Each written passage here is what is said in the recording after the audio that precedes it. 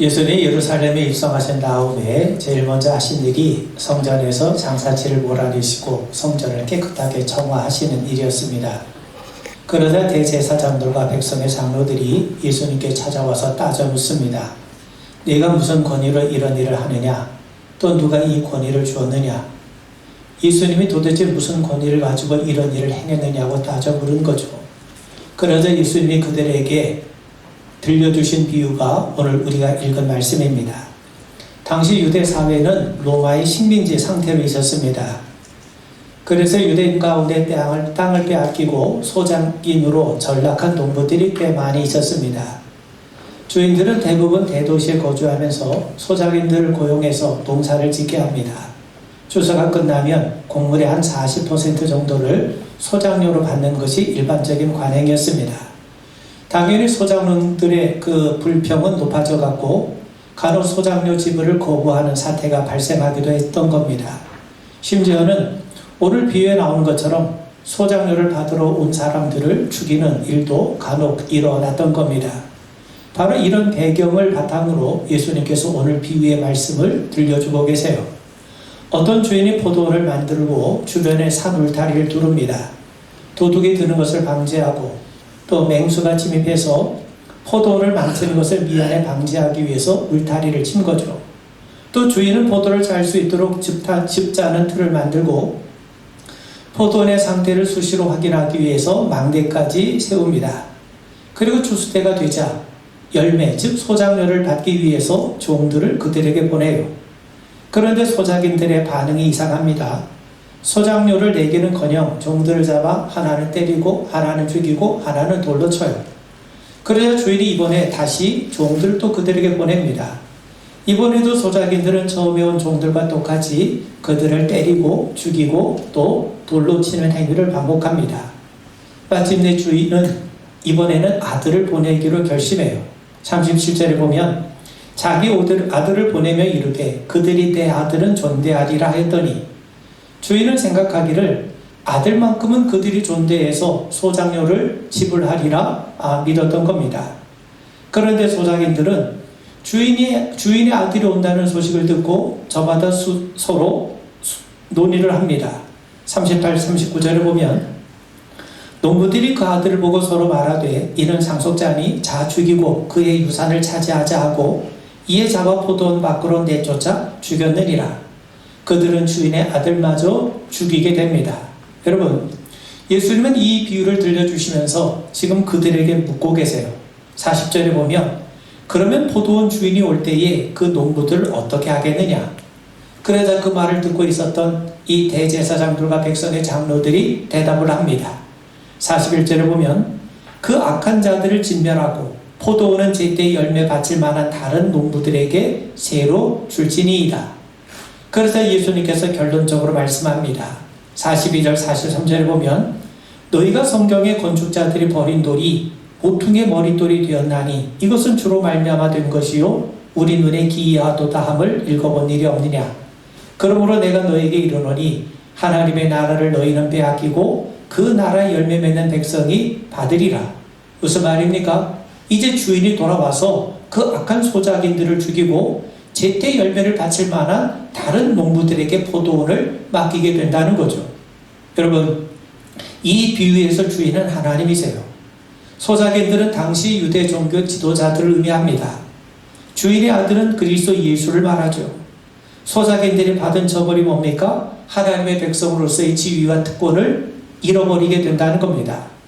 그리고 새롭게 포도를 맡은 자는 이방인이지만 그리스도를 영접한 믿음의 사람들인 거죠. 오늘 말씀을 세 가지로 여러분들과 함께 살펴보고자 합니다. 오늘 비유에서 포도원 주인은 하나님이세요. 그렇다면 주인이 보낸 종들은 누구를 말합니까? 바로 하나님께서 이스라엘 백성들에게 보내신 구약의 예언자들입니다. 마태복음은 주로 유대인들을 대상으로 기록된 복음서입니다. 유대인들은 자신들의 역사와 전통에 대한 자부심과 긍지가 아주 매우 강한 자들이었죠. 그들은 구약을 알고 있어요. 그래서 지금 예수님의 비유를 듣고 있는 사람은 누구냐면 그들의 지도자, 즉 대제사장들과 백성들의 장로인데 그들은 예수님의 비유가 자신들을 겨냥하고 있다는 것을 이미 알고 있습니다. 45절에 보면 대제사장들과 바리새인들이 예수의 비유를 듣고 자기들을 가리켜 말씀하신 줄 알고 라고 말씀하죠.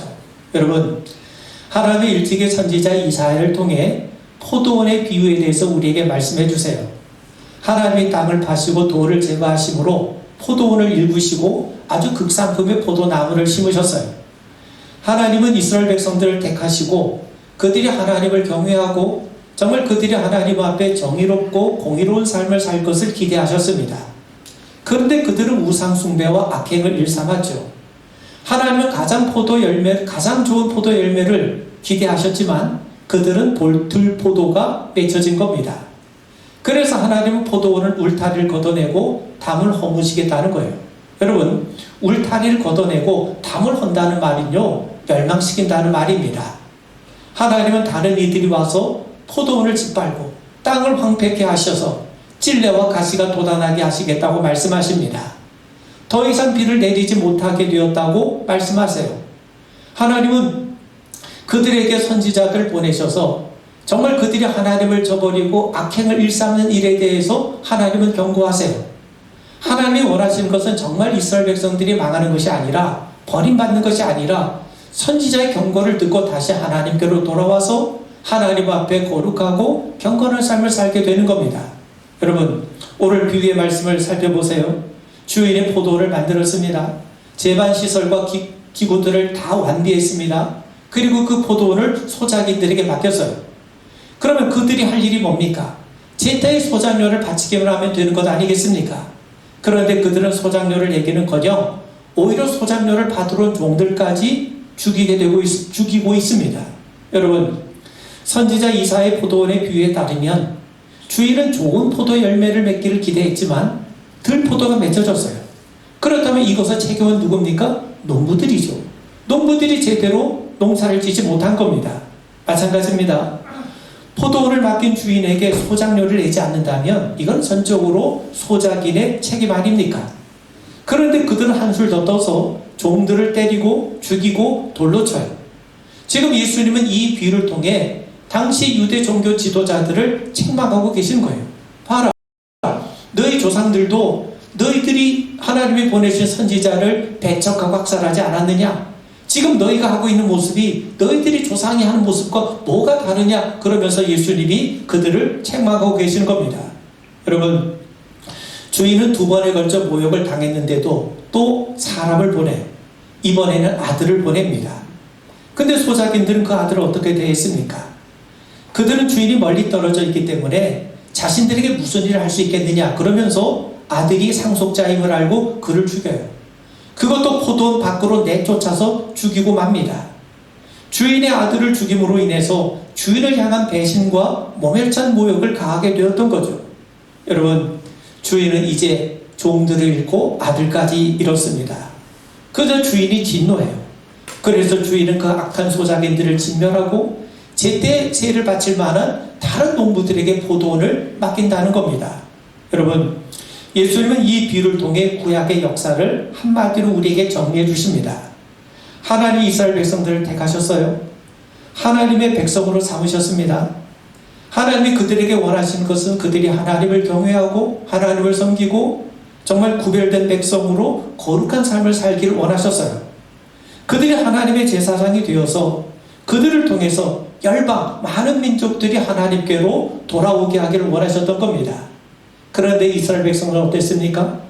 여러분, 이스라엘 백성들은요, 우리가 아는 것처럼 하나님의 택함을 받은 백성이라고 하는 선민의식이 대단하죠. 그들은 하나님의 뜻이 담겨있는 율법을 소유한 백성입니다.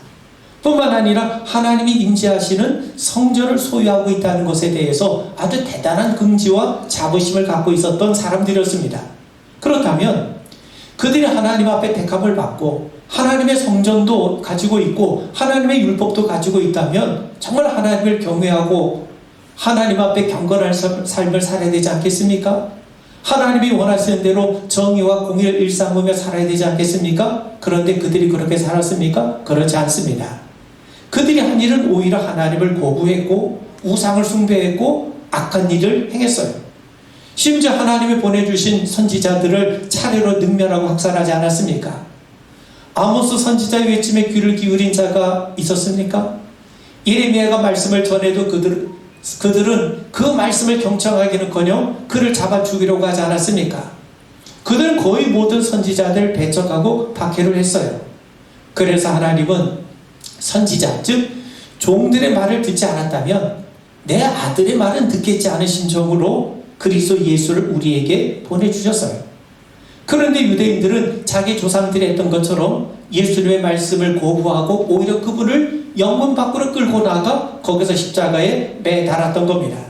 여러분, 하나님이 선지자들 보내셨을 때 이스라엘 사람들은 하나님이 보내준 선지자의 말씀을 경청하기는커녕 오히려 선지자들을 배척하고 박해했어요.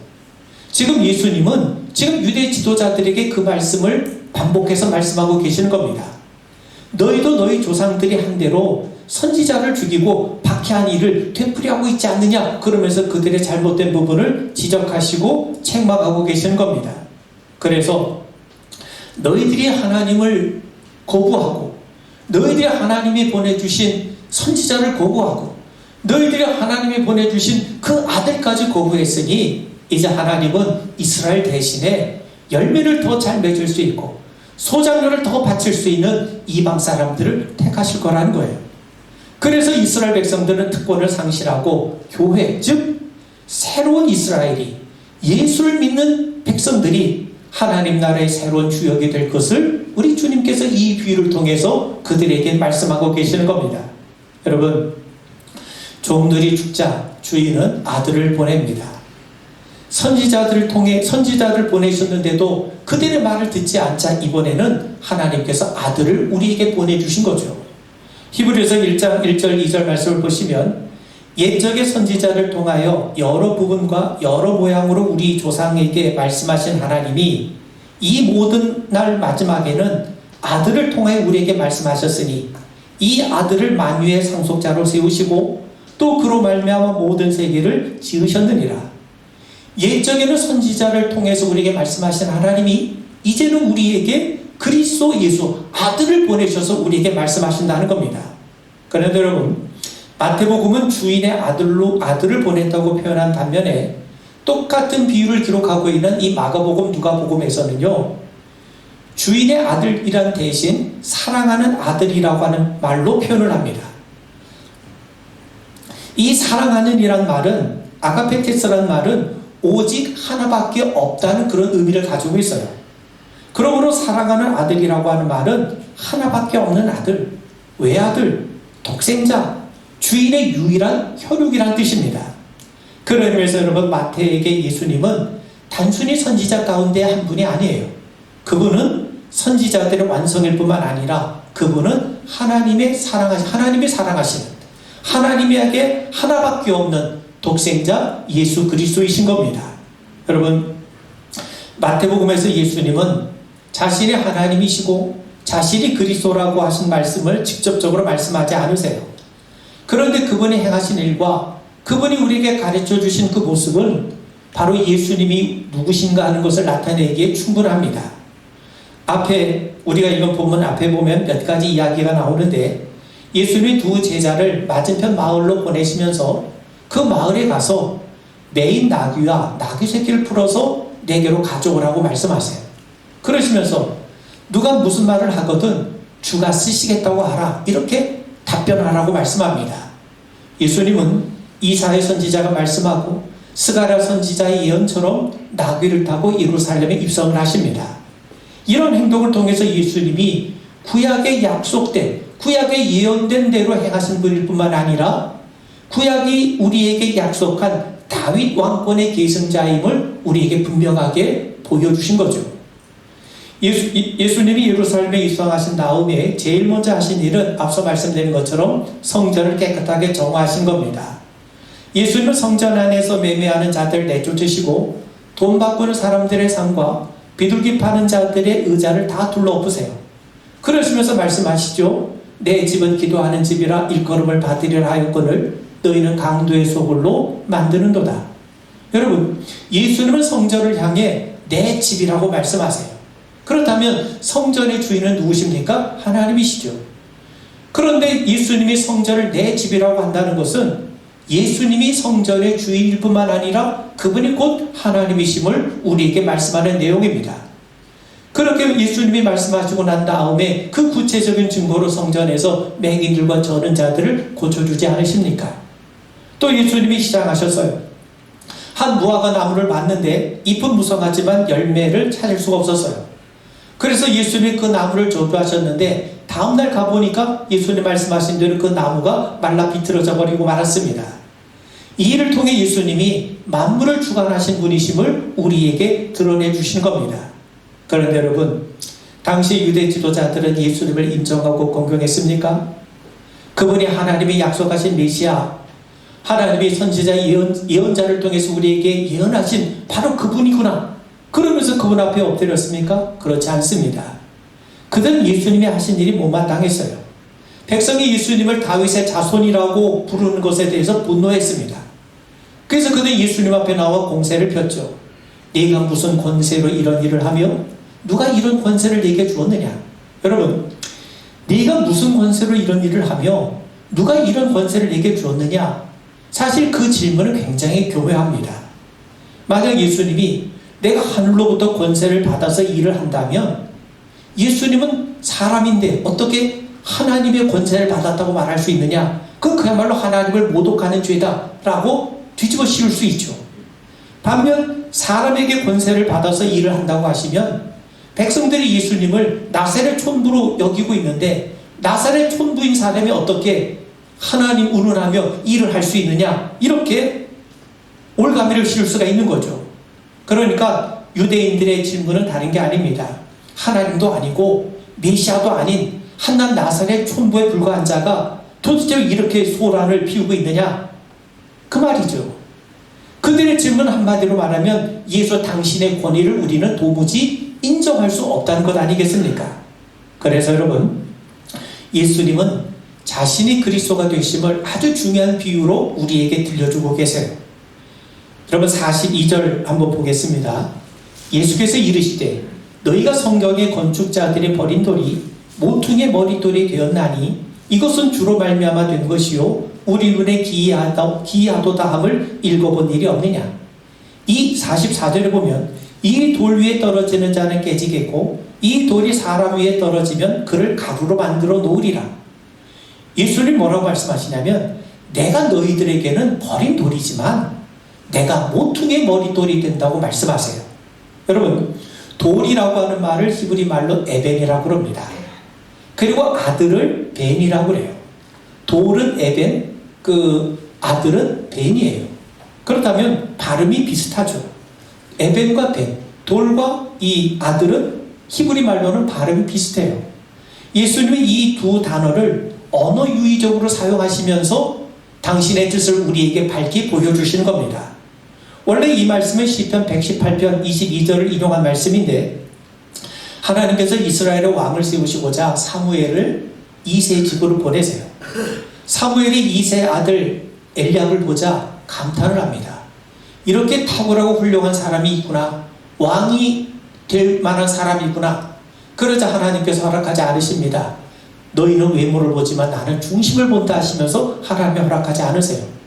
그렇게 이세 아들들을 다 만나봤지만 왕으로 세울 자를 찾을 수가 없는 겁니다. 사무엘의 눈에는 그들이 다 한결같이 왕이 될 만한 제목인데 하나님의 허락을 하지 않으신 거죠. 그래서 사무엘이 이새에게 다른 아들이 없냐고 물어요. 그러자 이새가 막내 아들이 있긴 하지만 그는 지금 저 들판에 가서 양을 치고 있다고 대답을 합니다. 그러니까 아버지 눈에는요 다윗은 왕의 후보에 들 자격조차 없는 자였던 겁니다. 그런데 하나님은 누구에게 기름을 부으십니까? 다윗에게 기름을 부으셔서 왕으로 삼으셨어요. 그런 의미에서 여러분, 여기서 건축자가 버린 돌이라고 했는데 여기서 건축자는 사무엘과 이새입니다. 그리고 그들이 별로 쓸모없어서 대수롭게 여기지 않아서 버린 돌이었지만 나중에 모퉁이의 머릿돌이 된 사람은 누굽니까? 다윗이죠. 다윗은 건축자 같던 사무엘 이새에게 무시당하고 별 볼 일 없이 취급을 당했지만 모두가 무시해버린 다윗이 뭐가 됐습니까? 왕으로 뽑혔어요. 그것도 이스라엘 역사 가운데 가장 뛰어난 왕이 됩니다. 그야말로 건축자가 버린 돌이 집 모퉁이의 머릿돌이 된 격이죠. 여러분, 다윗은 양을 치는 자였습니다. 아버지 눈에도 존재감이 없었어요. 그래서 다른 형제들이 다 사무엘에게 선을 보였을 때 다윗만큼은 그 자리에 있지 못하고 저 들판에 나가 양을 치고 있지 않았습니까? 그런데 그 다윗이 가장 뛰어난 왕이 되었고 장차 오실 메시아의 표상이 되었습니다. 여러분, 예수님도 처음에 다윗처럼 사람들에게 무시당했어요. 사람들은 성자 하나님이신 예수님을 함부로 마구대했습니다. 그분을 영문 밖으로 끌고 나가서 십자가에 매달고 한껏 조롱을 다했습니다. 그런데 그분은요, 부활하셔서 온 세상의 주님과 구주가 되지 않으셨습니까? 사람이 쓸모없다고 버린 돌이었지만 하나님께서 그분을 머릿돌이 되게 하신 겁니다. 예수님이 모퉁이의 머릿돌이 되셨다는 말은 예수님만이 모든 만물의 구원자가 되신다는 말입니다. 여러분, 오늘 우리가 읽은 이 포도원 소작인의 비유에서 돌에 관한 말씀이 빠지면 결론은 주인의 아들이 죽는 것으로 모든 게 끝나죠. 그렇기 때문에 그 이야기는 그저 그런 이야기에 불과하게 됩니다. 그런데 예수님은 십자가를 눈앞에 두시고 이 비유를 우리에게 들려주고 계세요. 예수님은 이제 곧 고난을 받으시고 십자가에서 죽임을 당하실 겁니다. 수많은 사람들 앞에서 조롱과 수치를 당하시고 모멸감을 받으실 겁니다. 그야말로 건축자들이 쓸모없다고 여겨서 버려진 돌과 같이 취급을 당하실 겁니다. 그런데 그분은 죽음으로 끝나지 않으세요. 예수님은 부활을 통해 진정한 모퉁이의 머릿돌이 되시고 진정한 구원자가 되시고 최후의 승리자가 되실 것을 분명하게 말씀하고 계시는 겁니다. 44절을 보면 이 돌 위에 떨어지는 자는 깨지겠고 이 돌이 사람 위에 떨어지면 그를 가루로 만들어 흩으리라. 여러분, 이 말씀 역시 이사야 말씀과 다니엘의 말씀을 반영하고 있어요. 여러분, 유대의 에스더 랍비는요, 무슨 얘기를 했냐면 돌이 항아리 위에 떨어지면 항아리에게 화가 있다. 만일 항아리가 돌 위에 떨어지면 그 항아리에게 화가 있다. 그러니까 여러분 생각해 보세요. 어느 경우든지 큰 돌과 항아리가 서로 맞닥치게 되면 돌이 항아리를 던져지든 아니면 항아리가 돌 위에 떨어지든 손해나는 건 항아리입니다. 항아리가 깨지게 돼 있어요. 근데 그 랍비가 얘기하는 것은 그가 말하는 돌은 이스라엘이에요. 원수들이 공격해도 오히려 원수들이 깨어지고 이스라엘을 공격하면 원수들이 깨어지게 된다는 겁니다. 이 비유는 항상 이스라엘이 승리한다는 것을 우리에게 말해주고 있는 거죠. 그런데 이 비유에서의 돌은 예수님을 나타냅니다. 예수님은 그 돌이 바로 자신임을 우리에게 말씀해요. 예수님은 십자가의 죽음을 통해 건축자들이 쓸모없다고 버린 돌이었지만 부활을 통해서 가장 강력한 모퉁이의 머릿돌이 되신다는 겁니다. 그런데 이 모퉁이의 머릿돌은 누구도 당해낼 수 없는 아주 강력한 돌이에요. 누군가 이 돌 위에 떨어지면 그는 깨어질 겁니다. 반대로 이 돌이 누군가에게 떨어지면 그는 박살이 날 겁니다. 사단이 예수를 공격해도 사단이 망할 것이고 반대로 예수가 사단을 공격하면 사단은 예수를 대적할 수 없어서 반드시 박살이 나요. 어떤 경우든 예수님이 승리하신다는 것 아닙니까? 세상의 그 어느 것도 감히 예수를 대적할 수 없다는 거예요. 여러분, 돌은 그냥 돌이 아니라 모퉁이의 머릿돌입니다. 예수는 그냥 예수가 아닙니다. 십자가에서 허무하게 죽으신 분이 아닙니다. 그분은 사망의 권세를 깨뜨리시고 부활하신 분이세요. 최고의 승자가 되시는 분이세요. 그분을 대적할 수 있는 것은 아무것도 없습니다. 어떤 원수가 공격해 와도 박살나는 건 예수가 아니라 원수들이라는 겁니다. 그리고 예수가 공격하시면 그분 앞에 무릎을 꿇을 수 없는 것은 이 세상에 존재할 수 없다는 겁니다. 여러분, 주인의 아들은 포도원 밖으로 쫓겨나가 죽임을 당해요. 그것으로 끝나요. 그런데 예수님은 여기에 돌의 비유를 통해서 예수님이 건축자들이 버린 돌이었지만 집안의 모퉁이의 머릿돌이 되신다고 말씀합니다. 예수님도 주인의 아들처럼 영문 밖으로 내쫓겨 죽임을 당했지만 그러나 예수님은 이 돌의 비유를 통해서 자신을 부활하시고 모든 원수를 깨뜨리시고 최후의 승리를 거두실 것을 우리에게 분명하게 말씀합니다. 마지막으로요. 주인이 포도를 맡겼다면 소작인은 당연히 제때 소작료를 내야 마땅하지 않습니까? 왜 소작료를 내야 되는 겁니까? 그들은 주인이 아니에요. 그들이 경작하는 포도원 역시 주인의 것이지 자기들의 것이 아닙니다. 하나님의 선지자들 보내신 목적은 이스라엘 하나님이 여호와 하나님이심을 제대로 알라는 겁니다. 그래서 하나님이 주인 되심을 알고 하나님만 섬기고 하나님의 뜻대로 살라는 거예요. 그런데 이스라엘 백성들은 선지자들을 배척합니다. 왜요? 하나님 말씀대로 살고 싶지 않기 때문이죠. 자기 마음대로 살고 싶은 거예요. 하나님 말씀대로 살면 하나님이 주인이라 여기면 마치 손해본다고 착각하기 때문이죠. 여러분, 우리 안에는 모두 아담의 성향이 있어요. 아담이 선악과를 따먹은 이유가 뭡니까? 스스로 하나님처럼 되고 싶어서였기 때문 아닙니까? 하나님은 아담에게 에덴을 경작하고 지키라고 하셨어요. 선악과는 에덴의 주인이 하나님이시라는 것을 분명하게 가르쳐주는 표지였습니다. 그런데 선악과만 없으면 아담은 얼마든지 자신의 에덴의 주인이 될 수 있을 거라 착각을 했던 거죠. 그렇게 되면 자신의 에덴을 경작하는 자, 에덴을 지키는 자가 아니라 자기 마음대로 할 수 있는 에덴의 주인이 될 수 있다고 여긴 겁니다. 이스라엘 백성들 역시 아담의 후손답게 가나안 땅에서 주인처럼 자기 마음대로 살고 싶은 겁니다. 그런데 하나님은 선지자들 그들에게 보내셔서 너희들이 주인이 아니다. 하나님이 너희들의 주인이시라고 계속해서 말씀하세요. 그래서 그들은 조상 아담이 선악과를 따먹은 것처럼 이스라엘 백성들 역시 자기들 마음대로 살고 싶어서 선지자를 배척한 겁니다. 그들의 후손이 바로 지금 유대인들 아닙니까? 그들 역시 자기들이 주인인 것처럼 살고 싶은 거예요. 여러분, 주인이 아들을 보낸 것은 너희들이 주인이 아니라 소작인임을 분명히 깨달으라는 겁니다. 그런데 그들은 아들을 없애기만 하면 포도원을 차지할 수 있다고 착각을 해요. 포도원은 소작지이지 소유지가 아닙니다. 소작지를 자기 소유로 만들려다가 주인의 진노를 사지 않았습니까? 여러분, 우리가 가진 모든 것을 주신 분은 하나님이세요. 주인이 원한 건 소작료이지 소작인들이 갖고 있는 모든 것이 아닙니다. 소작료는 주인의 것이고 주인의 것은 마땅히 주인에게 돌려드려야 마땅하지 않겠습니까? 그런데 그들은 주인에게 돌려드릴 몸까지 차지하고 심지어 주인의 것을 빼앗으려다가 결국 주인에게 다 빼앗기고 말게 되지 않았습니까? 우리도 마찬가지입니다. 하나님이 우리에게 주신 것이, 우리가 가지고 있는 모든 것이 다 하나님이 우리에게 주신 거예요. 하나님이 우리에게 대해 주신 겁니다.